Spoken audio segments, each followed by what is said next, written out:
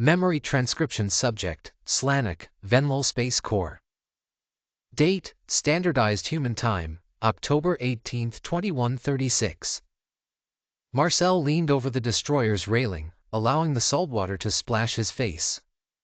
The Predator's eyes stared where the towering skyline of New York City had once been.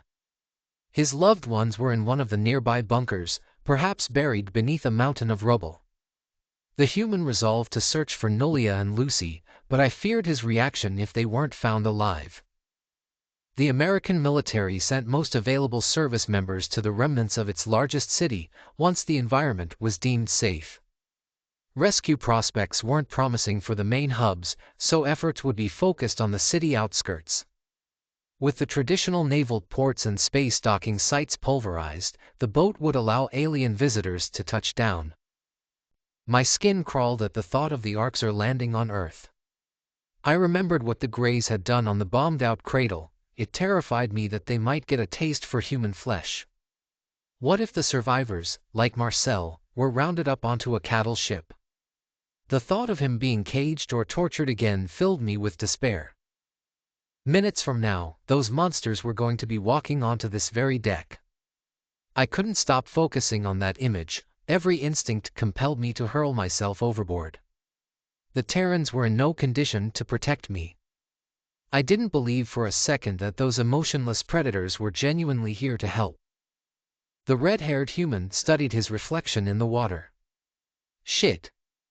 Do you remember the first time we chatted online, Slanik? You said, hello. I sat at my keyboard for 2 hours, trying to envision your true intent, I muttered. I was terrified to talk to a predator. Wait, that's why you didn't answer right away. I mean, I was nervous too, but more about fucking up first contact. Mark, all I could think was, what have I done? After several bouts of crying, multiple drafted messages to Republic Emergency Services to drop out of the program. You asked me, with no context or greeting, what I saw when I looked in the mirror. Marcel didn't finish the anecdote, instead tilting his head in consideration. At the time, the human answered, a mouth, a nose, 2 eyes and ears. I'd be concerned if that changed. The horrors of my imagination evaporated with laughter. I felt guilty that I had been so preoccupied with his appearance in the beginning. The worry creases on his forehead aged him by a decade, as did the blemish of the scars on his cheek. By comparison, my friend's paralyzing gaze had been full of life, with that snarl he couldn't contain. I wanted to remember the humans as that optimistic race, affectionate and carefree. Whatever compromises our beloved predators had to make, I wouldn't let them change my perspective. I see a survivor. Swallowing my nerves, I propped myself over the railing. My gray fur was a matted mess, and my slender ears were pinned in terror. T2 of them, actually. Please, don't let the Arxer eat me. He ruffled the stray tuft on my head. I'm scared too, buddy. I have nightmares about them eating that immobilized Gojid, then eating you or Nolia. Is it wrong to admit that? No. Your feelings are important too. You're just really good at acting strong. Keyword, acting. An angular craft rocketed down from the cloud cover, and I squeezed my tail around the human's wrist. The curvature of the ship's belly suggested it was stocked with missiles. It was brimming with weaponry from every angle. The engine roared as it completed its atmospheric descent, following the Terran glide slope. The Arxer vessel slammed onto the open deck, and our personnel eyed it warily. There's a human sniper watching them from the mast. I wonder if the Greys noticed. Better hope my friends can react quicker than those demons can snap me in half. Paralyzing terror coursed through my bloodstream as dozens of Arxer lumbered out into the open. They lugged some supply crates onto the deck and waved for the humans to collect them. Terran personnel scurried over to sort through the offerings. I could see in the primate's eyes that they were concerned about opening up a cattled gift. One Arxer was directing the others, with the cracked skin around its eyes suggesting its age. Its nostrils flared with obvious hunger, entranced by the whiff of Venlil in the breeze. Ghastly reptilian eyes snapped my way, and yellowed teeth flared in a ferocious snarl. Why had Marcel's benign canines ever frightened me? The enemy commander began ambling toward us. It leaned forward as it walked, poised to drop into a primal lunge in a heartbeat. Its pupils were darker than the frigid side of Venlil Prime, and its drab scales glistened like obsidian. I could see the saliva coagulating around its lips. "It's okay, Slanik. I'm right here," Marcel growled. My heart hammered so furiously that I swayed on my feet. The human caught me with steady hands. All thoughts were shutting down, like a hard reset to the noggin. Every conscious impulse screamed to propel myself into the ocean, but my brain signals weren't registering. I sank my claws into the human's forearm, whimpering like wounded prey. Tears flowed down my face, dripping onto his pale skin. Marcel massaged my scruff and tried to stop me from shaking uncontrollably. His gentle touch wasn't enough to counter an Arxer standing right across from me. How could we have ever considered such an abomination sapient? It was the spitting image of death itself. Nothing motivated it, other than its appetite and its cruelty. "Greetings. I'm going to assume you're in charge, since you have a Venlil attached." The Arxer's warm breath hit me on the cheek, as it spoke in a reverberating roar. "My name is Chief Hunter Isif. We understand this was the United Nations headquarters, so I decided to accompany this landing party." Marcel cleared his throat. "What can I do for you?" A faint sliver of awareness crept back in. I didn't understand why my human wouldn't point this monster toward the actual officers, and far away from us. I wanted to study the vegetarian's expression, but I couldn't turn my eyes away from the Arxer. It hadn't stopped staring at me from the moment it approached, requesting permission to set up emergency housing. "I can have structures and basic amenities organized in a day," Isif barked. "I don't think that'll be an issue," the red-haired human said. "If you're aiding search and rescue, would you come with me to a neighborhood called Midwood? The people in those bunkers are a UN priority." "Gladly. I'll pick several of my finest to accompany you. Oh, and tell your soldiers not to desecrate any human bodies. Cut it out. We don't eat each other, whatever the Federation told you. So why would any of us want to eat humans?" The Chief Hunter's eyes lingered on me, the actualization of every nightmare I ever had. My spine pressed back against Marcel's chest, using his muscular form for support. Every muscle in my body felt weak as jelly, and my nerves were overstimulated beyond salvaging. I wanted to crawl under a rock, and never show my face again. The Arxer sighed, slinking off with a swish of its tail. It conversed with some Terran personnel for a moment, then issued emphatic orders. Several Greys filed into a human helicopter, a strange aircraft that had twin blades on its roof. The racket stung my ears, as the propeller revved to life. "Okay. I don't expect you to come with me, Slanik." Marcel released a forceful exhale, and set me back on my paws. "But getting to my family can't wait, I have to know. So you're hitching a ride with the child-eating predators? What will Nolia think if she is alive?" I spat. "You just said you have nightmares about those things devouring her. Using the Arxer will get me there quickest." "I'm sorry.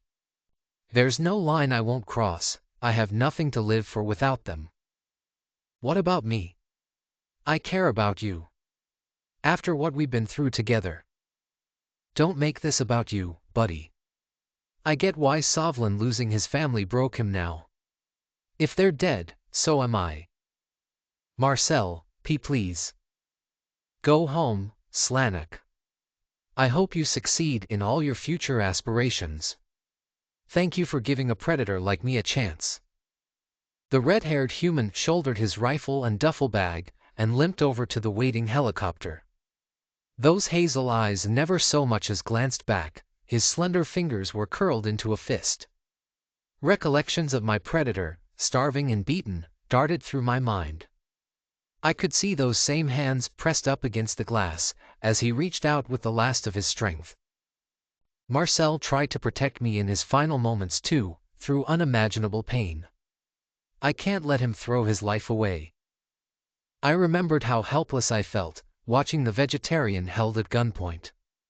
The pain in his eyes had been like glass shards in my heart. The thought of never speaking to him again, and learning that the Arxer chopped him up into little pieces, it filled me with the same despair. How did my Terran friend expect me to abandon him to a senseless fate?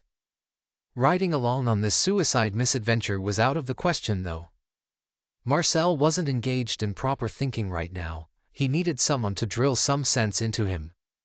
Humans were significantly weaker than the Arxer, so he'd be helpless when they ambushed him. Damn you!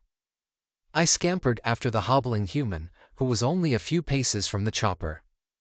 I nursed you back from death's door, went with you to a Gojid war zone, and stayed here when we all thought your Earth was going to be glass to the core. Marcel clambered up into the chopper. You've done enough. Go away, Slanek, get lost. And go home, like none of this happened. I'm telling you, as your friend, not to do this. I need you safe and alive, and I don't care if that's making this about me. I bounded the last several steps and hurled myself at the human's leg in desperation. My hind leg scrabbled for traction on the floor. I struggled with all my might to pull the bulky predator off the helicopter. Marcel panted and shook me off with a grunt. The Arxer passengers watched with amusement. The human set his supplies on an empty seat adjacent to the cockpit.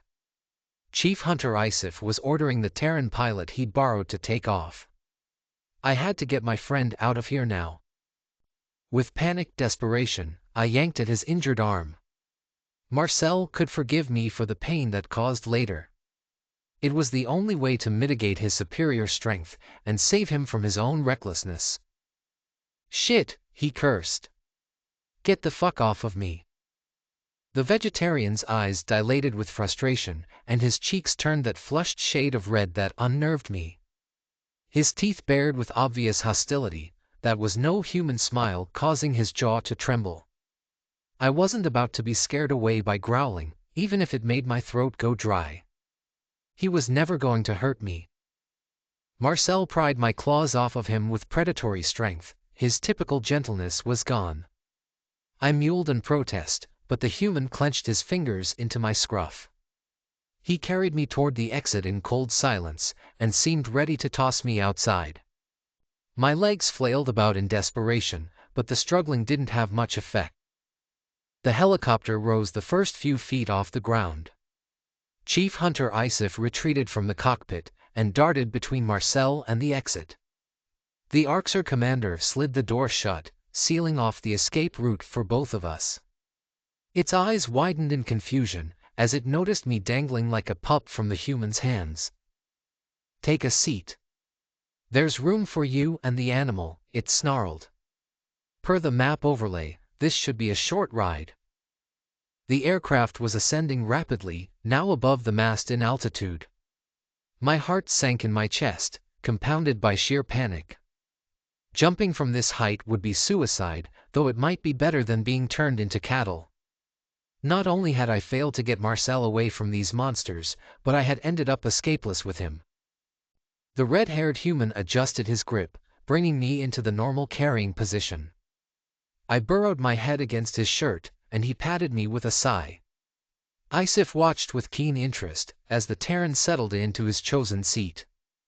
The vegetarian placed my shaking body on his lap and turned my chin toward the window with a delicate push. I was certain the other Arxer were gaping at us and salivating at the flesh on my skeleton. My hope was that my presence would stop the Greys from eating Marcel. Venlil were a juicier target, after all. That didn't lessen the dread in my heart.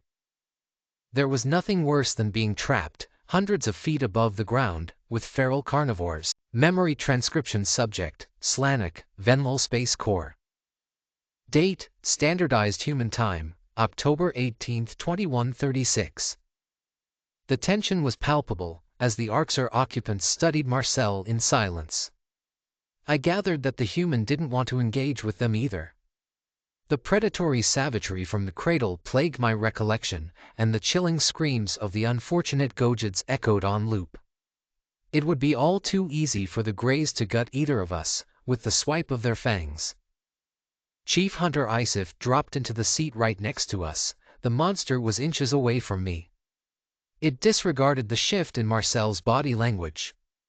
The human had leaned away, though there wasn't anywhere to go in a helicopter cabin. I got the impression his concern was for me, rather than himself. After the attack on Earth, it's like he doesn't care what happens to him. If I wasn't about to be carved up, I'd insist he seek help. Isif bared its teeth ferociously. Well, I've introduced myself. What's your name, Venlil?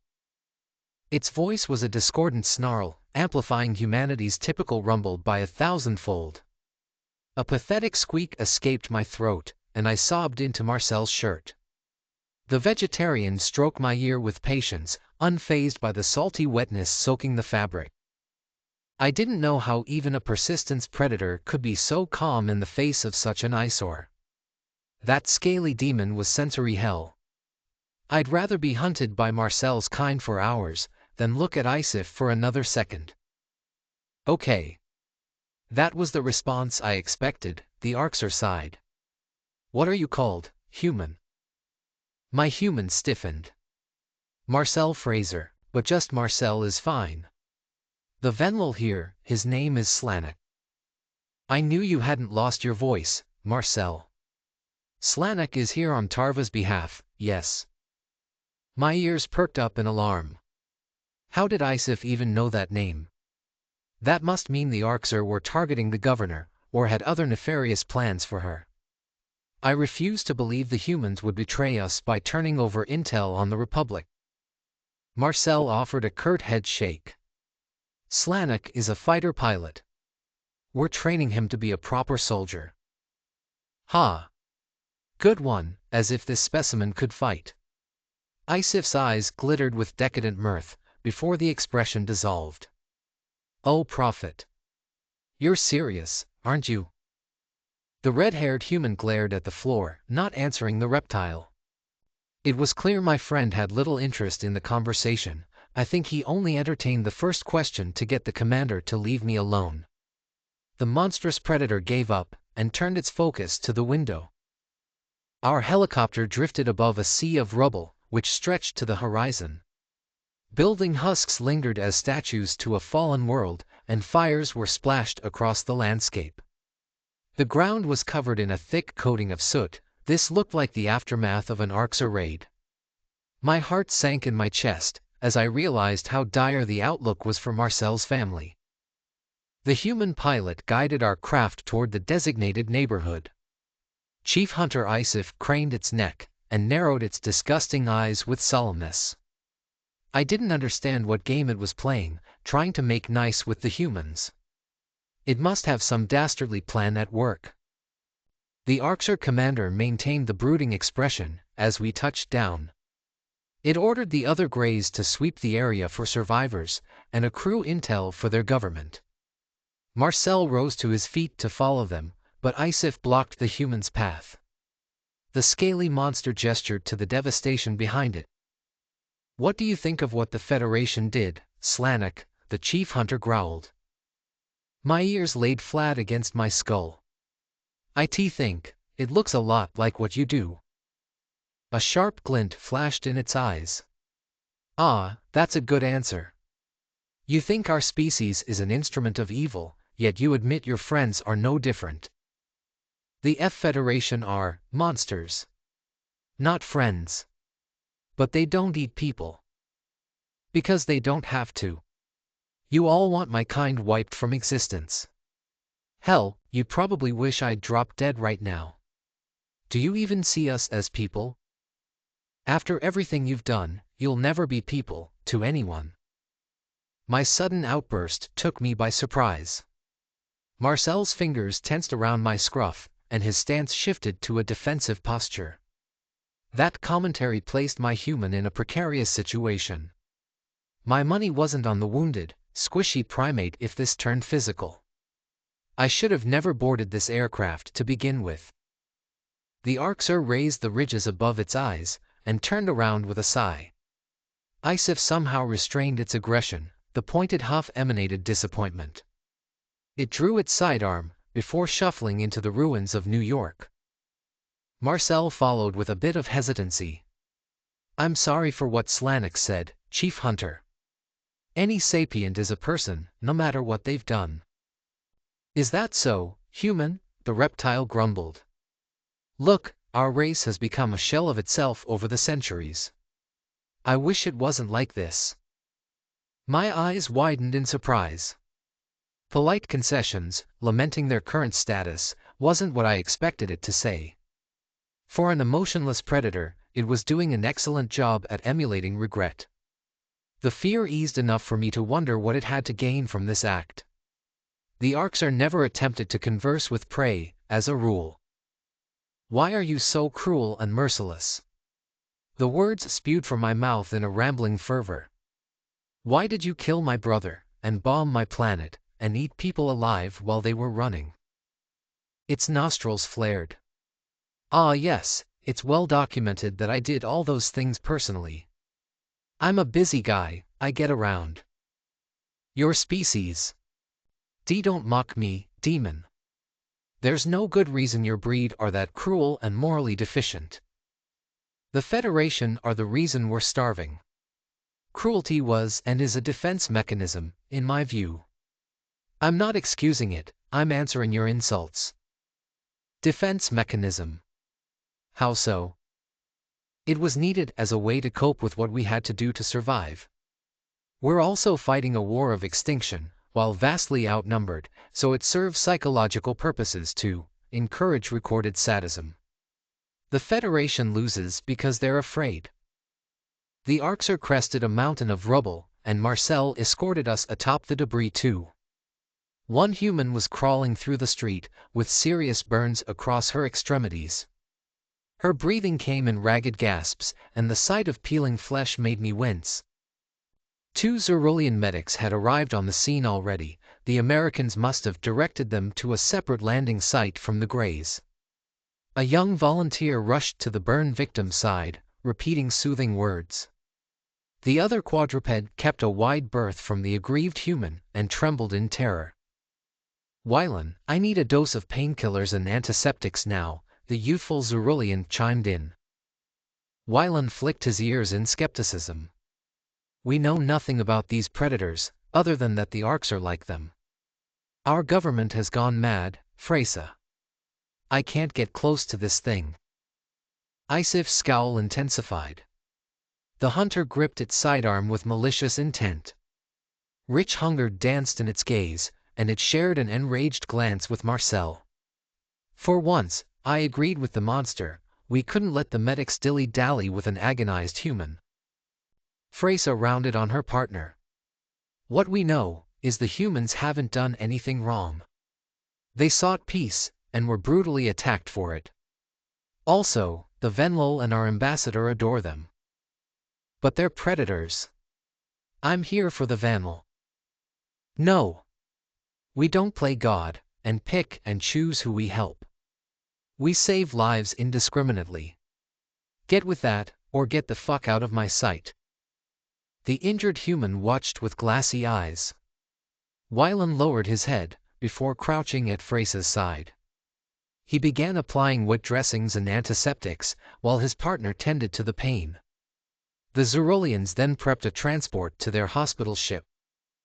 Isif lowered its gun, and watched as the quadrupeds strained to lift the human.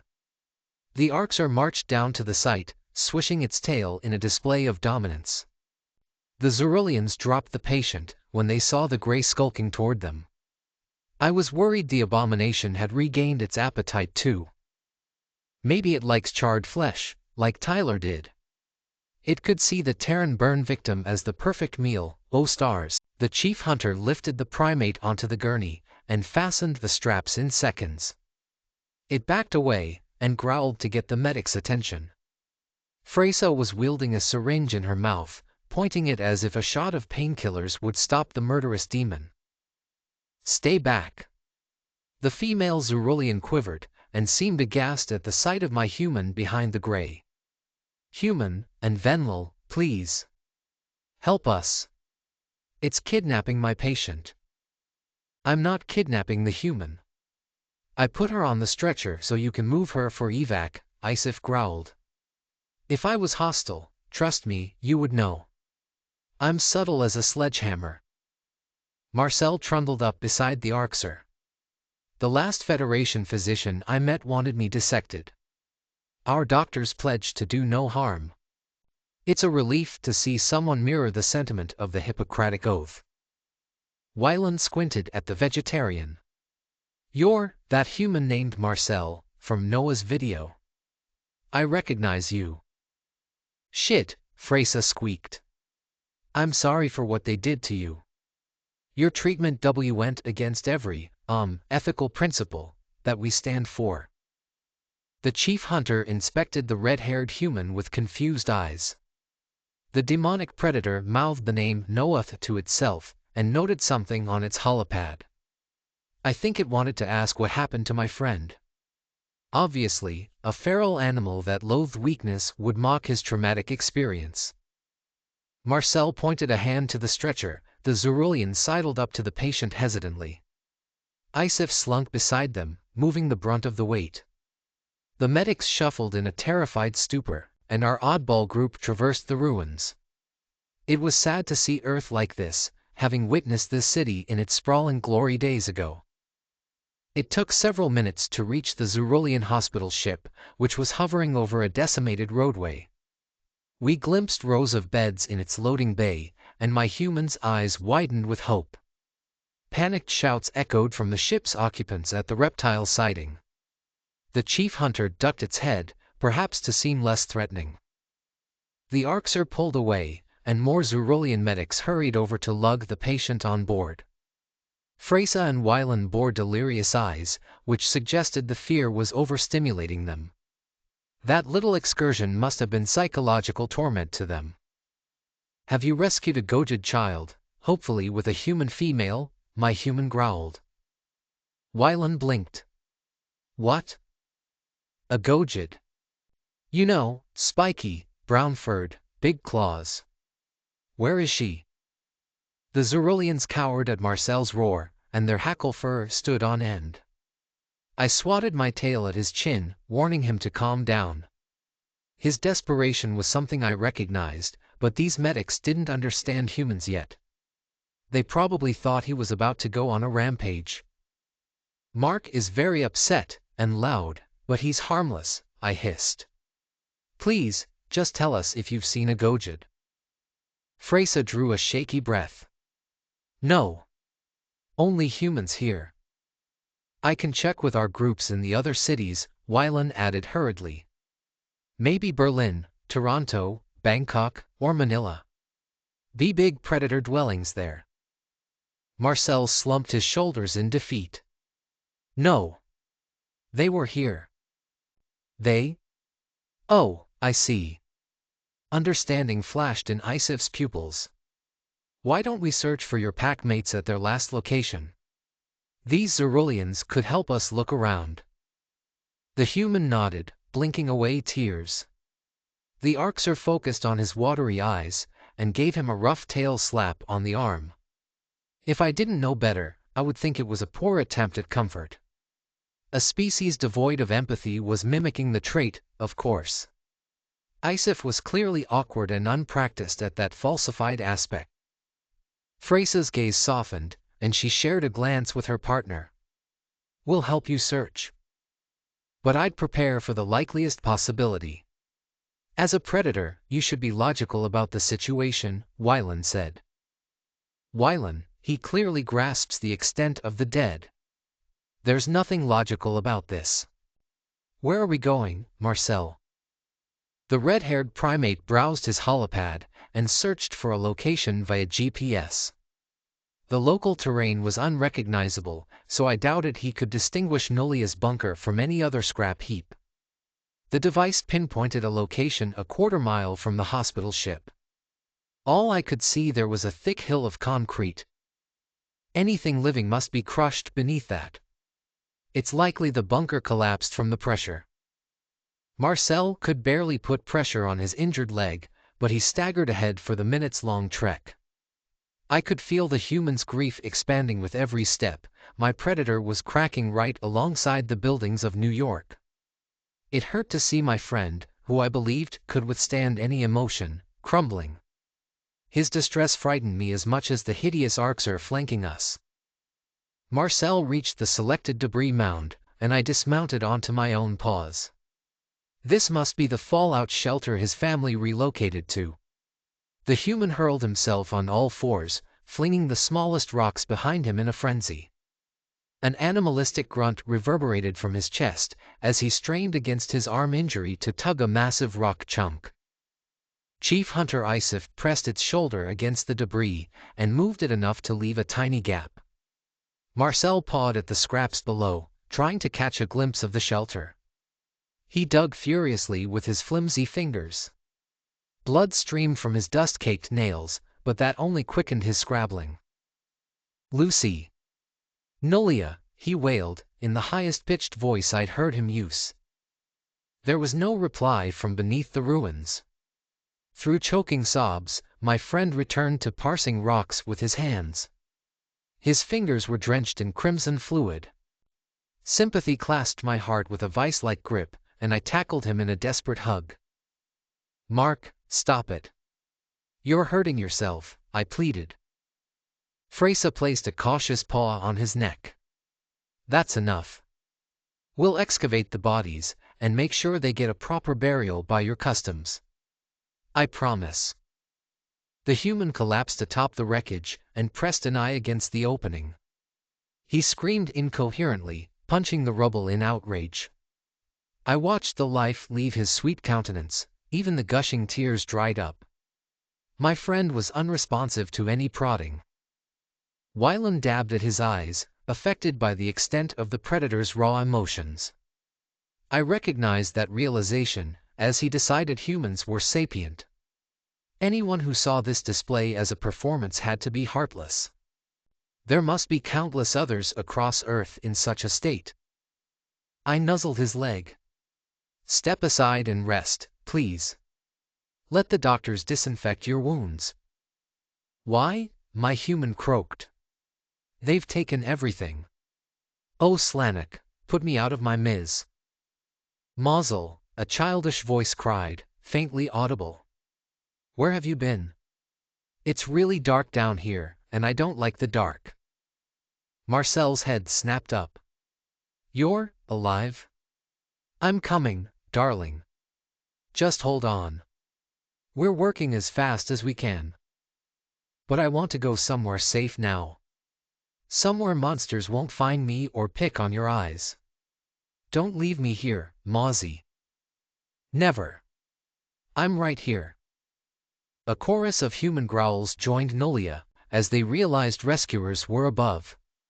Relief coursed through my veins. Against all odds, some of the bunker withstood the blast. Chief Hunter Isif radioed to send heavy machinery to our coordinates and withdrew with a fierce snarl. Untrustworthy as it was, I couldn't deny it had been helpful so far. Amidst the chaos and devastation on Earth, it was a relief to save a few human lives from the ashes. Memory transcription subject, Captain Sovlin, Federation Fleet Command. Date, Standardized Human Time, October 20, 2136. The United Nations had only scratched the surface of species in the Federation, having meaningful interactions with a small percentage. The crocodile Farsal received the most fanfare in the anti-predator coalition, but 24 total species had participated in Earth's attack. Of those, 17 committed only a minority of their forces. One of those was the Harchan, a reptile species famed for their natural camouflage. The waddling prey bipeds were half a human's height and could morph their skin into a multitude of alluring colors. Their species was a stellar average in most fields, notable for a few media franchises and software startups. Thus, all they had in common with the Arxer was animal class. My decision to wander into Harchan territory looked dicey though, in an obvious Venwell ship. Given their hostile relations with Earth, I doubted they'd welcome us with open arms. That was why I weaponized the human stealth tactics to remain hidden. Their cunning strategies, deployed against Gojid border outposts long ago, had become useful in ironic fashion. Our ship leapt between high-gravity spots until we lurked behind a satellite of the blissful modernity. It was a wealthy colony which housed media conglomerates and tech companies. Most importantly, it was the home of an investigative reporter I wanted to recruit. Her stories were hard-hitting, and she was steadfast to the facts, whatever they may be. "Why are we here, Sovlan?" the deaf Talpin demanded through his synthesizer. "You are escaping with the Harchan, a Terran enemy. You still want to kill the humans for being predators?" Berna, his sister, flicked her claws. "Countless people died on Earth, you monster. How can you turn your back on them?" "I'm going to pick up a journalist named Silani, who I trust, in the shuttle," I replied. "You're going to wait here, where no one can see you. In and out, then we head to Alpha." "This Silani must have an interest in protecting her planet. Her species is hostile to the humans," the female Gojid returned. "There are other journalists in the galaxy, hell, thousands on Alpha. We don't need an enemy. The media figures who can be impartial to humans are few. Silani's the one who exposed the Civkets for turning away millions of refugees a year and dissected their unsustainable colonizing practices. Though, it was outing the crocodile military for prolific extortion that got her famous." "How does any of that connect her to you?" "Because I was the anonymous source for both stories. Gunboat diplomacy wouldn't retrieve intelligence, whatever my UN guards had thought." Berna and Talpin objected to my plan, but they were missing the big picture of our Kolshan excursion. Mouthpieces were little good without the means to spread their message around. Besides, investigating the Federation was something that mandated professional assistance. Sensors indicated a large ship presence around the blissful modernity, perhaps the Harchan anticipating a human counterattack. Scanning for subspace readings or life signs wasn't an option in our precarious stealth mode. The situation would be clearer once I got a visual. The escape pod was cramped on the inside, but I wriggled through the emergency hatch nonetheless. My hope was that this Venwell-sized four-seater would escape detection. "Here you go, Sovlan. Fly through a waiting armada, and then, you have to get back up here too." This was a remarkably bad idea. My surroundings became visible on the viewport as I coasted out from behind a solar station. The Harchan colony glistened a dusty brown and lacked any signs of native vegetation. Hundreds of warships were centered around the planet, which set alarm bells off in my head. The prey reptiles never had this many heavy craft on standby for a minor colony. After fiddling with the buttons, I magnified an orbiting warship on screen. The breath was sucked from my lungs. That clunky, explosive-laden death machine was an Arxur bomber, and it was surrounded by many brethren. It wasn't being challenged by any Harchan vessels, despite the fact that most of their fleet stayed at home. Had the Harchans' involvement in the attack on Earth left their colonies vulnerable? Perhaps they had to ration their defenses to the most populated areas without complete numbers. It was also possible local coordination was too poor to resist a full-fledged assault. Regardless, something must have caught the Grey's eyes. The emergency channel crackled to life when I switched on the radio, requesting immediate assistance from any Harchan vessels in the vicinity. "Harchan Command, do you copy? Our evacuation ships are being slaughtered." There was a brief pause before a terse reply came through. "We can't divert assets from FAL. The Arxur are trying to lure us away from the homeworld, since their head-on approach failed. I'm sorry. But you can't just leave us here. Send a few ships to cover evacuation, please. Blissful modernity, you're not the priority." I suggest you broadcast the chant of remembrance planet-wide to secure your passage to the afterlife. Good luck. The chant of remembrance was a traditional folk song that the Harchan used as a last rite.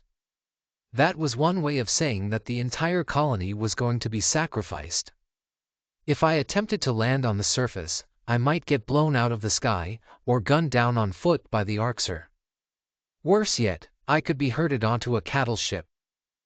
Overall, this was becoming a worse idea by the second.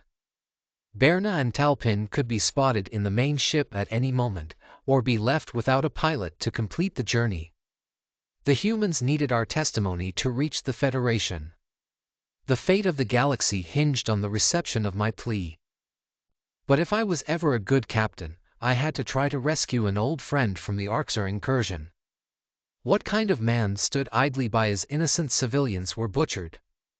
The Harchan people didn't deserve this, however complicit their government was in Earth's bombing. I wondered if the Terrans still understood that. You just land by the Blissful Networks office, run in, rescue Silene, and take off, I told myself. This will be fine. Nobody will notice a tiny escape pod amidst an orbital bombardment. I plotted a descent course for the address. My shuttle snuck past the Greys, as they focused on decimating the landmass. Arxur looked for visuals of escape craft from the surface, not suicidal rescuers. They probably relied on sensor data too. Our stealthy approach gave me a chance to land, but the return trip was another matter. The shuttle blazed into the thin atmosphere, rattling from the external force. Fiery missiles streaked down alongside me.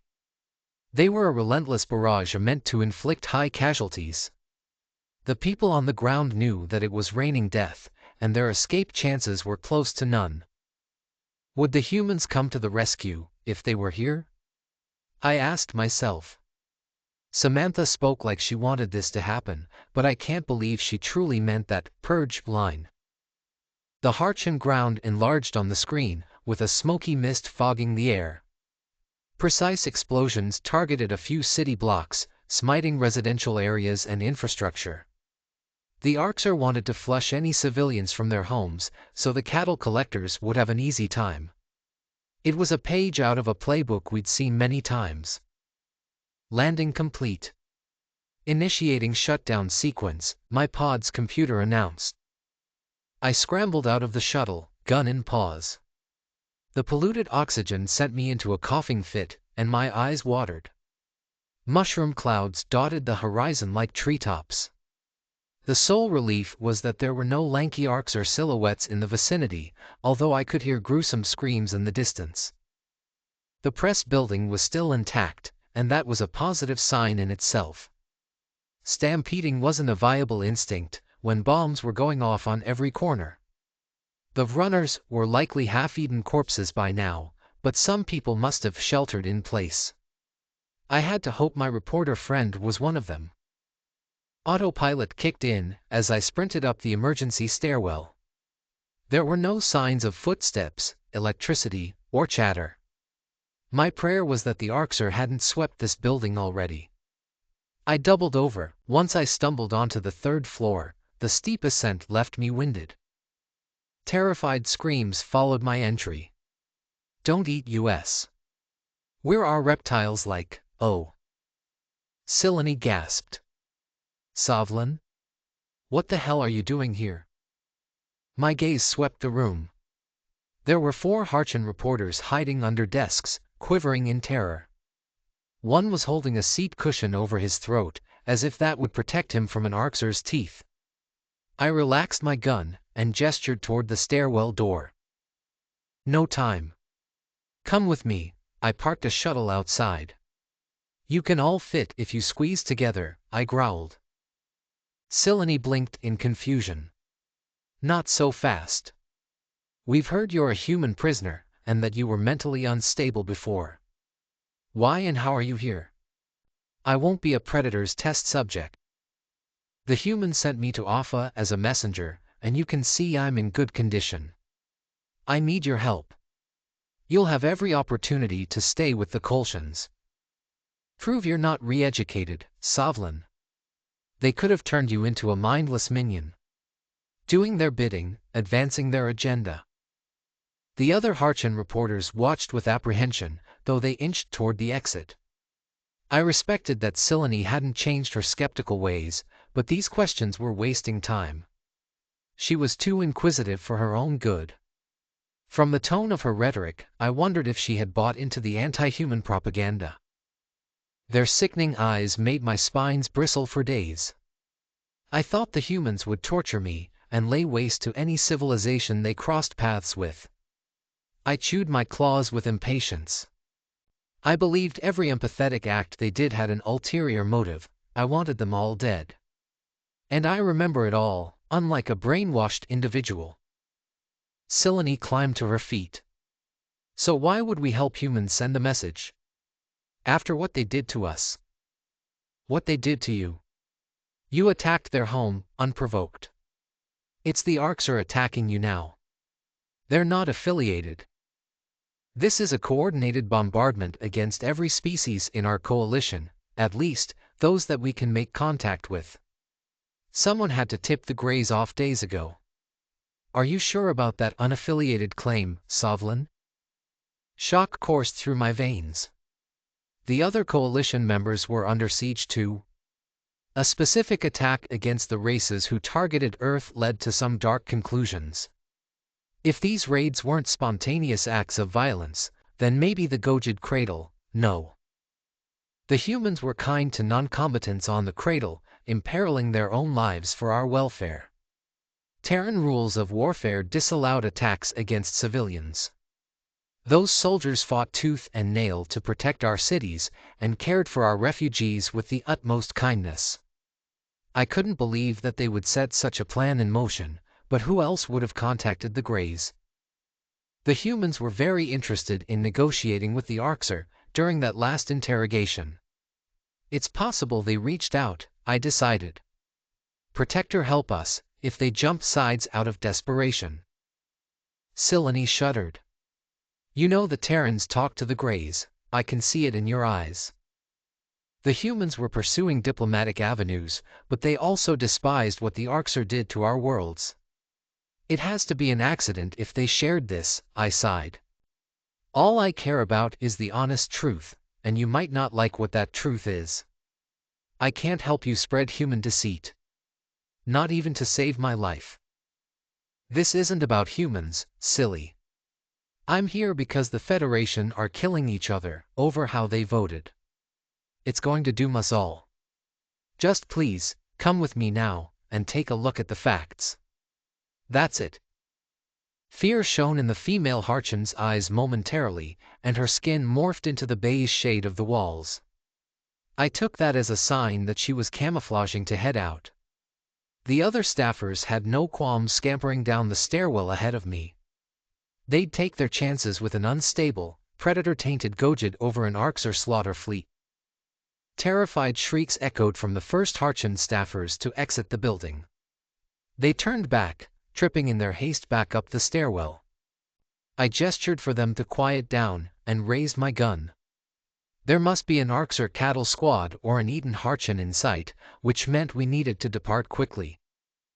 I peeked my head out the door. Horror brought my spines to full bristle, as I saw 5 Greys leaning against the escape pod. The vicious predators were waiting for the prey to wander into their grasp. My stationary shuttle must have been sighted along their route. The hunter seemed delighted by the unexpected appearance of a Gojid. I suppose that was a rare meal, post-cradle. There was no way I could shoot all of them, especially with their superior reflexes. Running was impossible too, since my shuttle was our ticket off this rock. Had I just brought the Harchin to their deaths? My brain froze in terror for a split second, sealing my fate.